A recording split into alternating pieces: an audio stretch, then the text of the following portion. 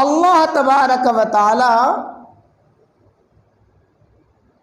رحمان ہیں، اللہ تعالی رحیم ہیں، اللہ تعالیٰ کا، میرے خالق و مالک کا اپنی پوری مخلوق کے ساتھ ہر معاملہ مفادات سے، اغراض سے بالا تر ہے۔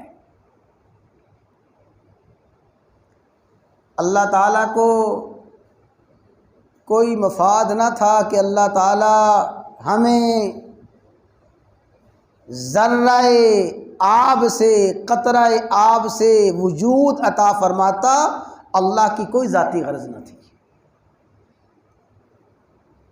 اللہ تعالیٰ نے صحت، تندرستی عطا فرمائی، دماغی صلاحیتیں عطا فرمائیں۔ اللہ تعالیٰ نے ساری کی ساری مخلوق کو پیدا فرمایا اور ہر مخلوق میں بے شمار فوائد رکھے۔